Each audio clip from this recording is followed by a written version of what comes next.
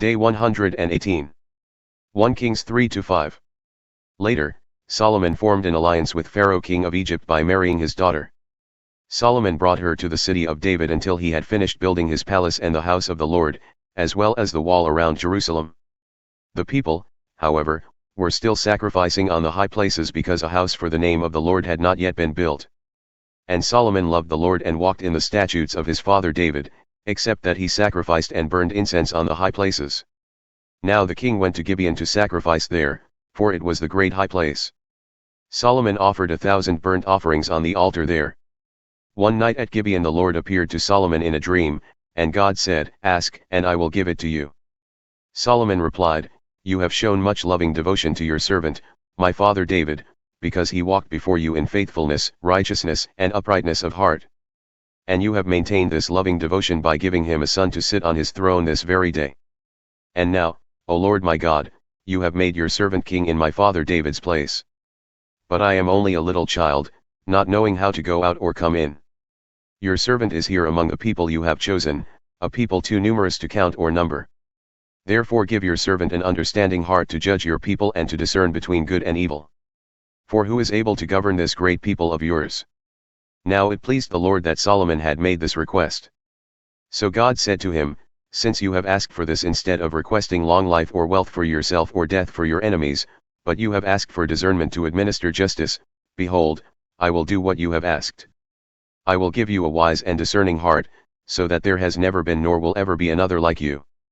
Moreover, I will give you what you did not request, both riches and honor, so that during all your days no man in any kingdom will be your equal.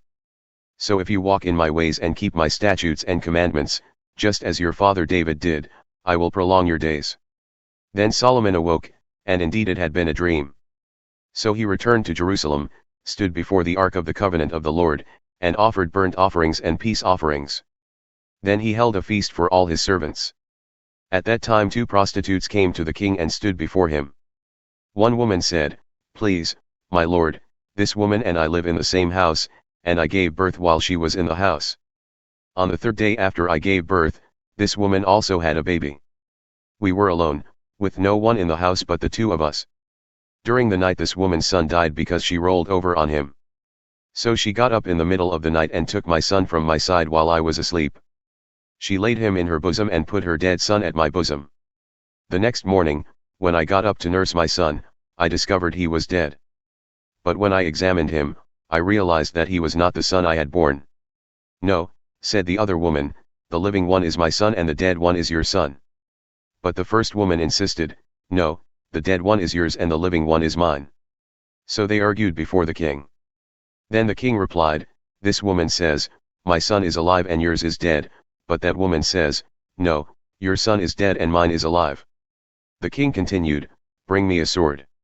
So they brought him a sword, and the king declared, "Cut the living child in 2 and give half to one and half to the other." Then the woman whose son was alive spoke to the king because she yearned with compassion for her son. "Please, my lord," she said, "give her the living baby. Do not kill him." But the other woman said, "He will be neither mine nor yours. Cut him in 2. Then the king gave his ruling, "Give the living baby to the first woman. By no means should you kill him, she is his mother." When all Israel heard of the judgment the king had given, they stood in awe of him, for they saw that the wisdom of God was in him to administer justice. So King Solomon ruled over Israel, and these were his chief officials: Azariah son of Zadok was the priest, Elihoreph and Ahijah, the sons of Shisha, were secretaries, Jehoshaphat son of Ahilud was the recorder, Benaiah son of Jehoiada was in charge of the army, Zadok and Abiathar were priests, Azariah son of Nathan was in charge of the governors, Zabud son of Nathan was a priest and advisor to the king, Ahishur was in charge of the palace, and Adoniram son of Abda was in charge of the forced labor.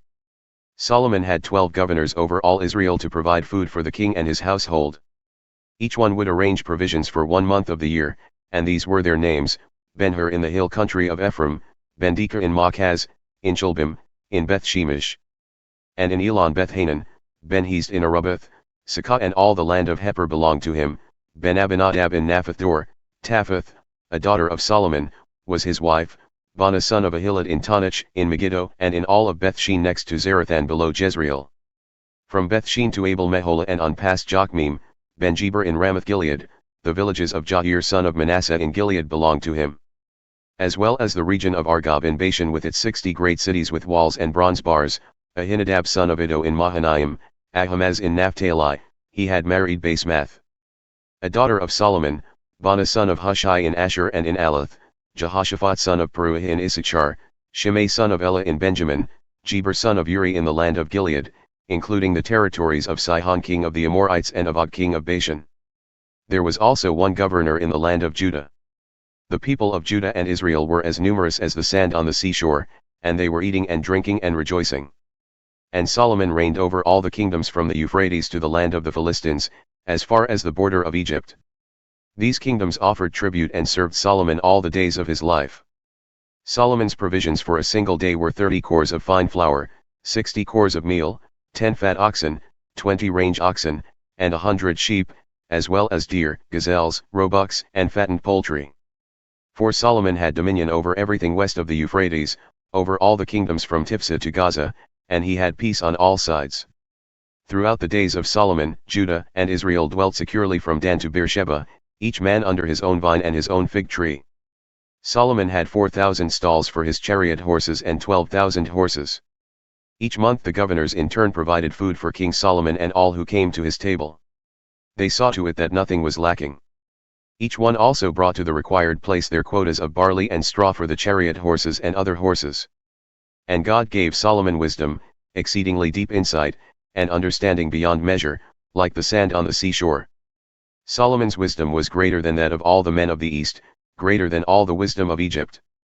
He was wiser than all men, wiser than Ethan the Ezrahite, and wiser than Heman, Calcol, and Darda, the sons of Mahal. And his fame spread throughout the surrounding nations. Solomon composed 3,000 proverbs, and his songs numbered 1,005. He spoke of trees, from the cedar in Lebanon to the hyssop growing in the wall, and he taught about animals, birds, reptiles, and fish. So men of all nations came to listen to Solomon's wisdom, sent by all the kings of the earth, who had heard of his wisdom. Now when Hiram king of Tyre heard that Solomon had been anointed king in his father's place, he sent envoys to Solomon, for Hiram had always been a friend of David. And Solomon relayed this message to Hiram, as you are well aware, due to the wars waged on all sides against my father David, he could not build a house for the name of the Lord his God until the Lord had put his enemies under his feet. But now the Lord my God has given me rest on every side, and there is no adversary or crisis. So behold, I plan to build a house for the name of the Lord my God, according to what the Lord said to my father David, I will put your son on your throne in your place, and he will build the house for my name. Now therefore, order that cedars of Lebanon be cut down for me. My servants will be with your servants, and I will pay your servants whatever wages you set, for you know that there are none among us as skilled in logging as the Sidonians. When Hiram received Solomon's message, he rejoiced greatly and said, Blessed be the Lord this day. He has given David a wise son over this great people. Then Hiram sent a reply to Solomon, saying, I have received your message, I will do all you desire regarding the cedar and cypress timber. My servants will haul the logs from Lebanon to the sea, and I will float them as rafts by sea to the place you specify. There I will separate the logs, and you can take them away. And in exchange, you can meet my needs by providing my household with food. So Hiram provided Solomon with all the cedar and cypress timber he wanted, and year after year Solomon would provide Hiram with 20,000 cors of wheat as food for his household, as well as 20,000 baths of pure olive oil. And the Lord gave Solomon wisdom, as he had promised him. There was peace between Hiram and Solomon, and the two of them made a treaty. Then King Solomon conscripted a labor force of 30,000 men from all Israel. He sent them to Lebanon in monthly shifts of 10,000 men, so that they would spend 1 month in Lebanon and 2 months at home. And Adoniram was in charge of the forced labor. Solomon had 70,000 porters and 80,000 stonecutters in the mountains, not including his 3,300 foremen who supervised the workers. And the king commanded them to quarry large, costly stones to lay the foundation of the temple with dressed stones. So Solomon's and Hiram's builders, along with the Gebalites, quarried the stone and prepared the timber and stone for the construction of the temple. Luke 20 verses 1 to 26. One day as Jesus was teaching the people in the temple courts and proclaiming the gospel, the chief priests and scribes, together with the elders, came up to him. Tell us, they said, by what authority are you doing these things, and who gave you this authority? I will also ask you a question, Jesus replied. Tell me, John's baptism, was it from heaven, or from men? They deliberated among themselves and said, if we say, from heaven, he will ask, why did you not believe him? But if we say, from men, all the people will stone us, for they are convinced that John was a prophet. So they answered that they did not know where it was from. And Jesus replied, neither will I tell you by what authority I am doing these things. Then he proceeded to tell the people this parable: a man planted a vineyard, rented it out to some tenants, and went away for a long time. At harvest time, he sent a servant to the tenants to collect his share of the fruit of the vineyard. But the tenants beat the servant and sent him away empty-handed. So he sent another servant, but they beat him and treated him shamefully, sending him away empty-handed. Then he sent a third, but they wounded him and threw him out. What shall I do? Asked the owner of the vineyard. I will send my beloved son. Perhaps they will respect him. But when the tenants saw the son, they discussed it among themselves and said, this is the heir. Let us kill him, and the inheritance will be ours.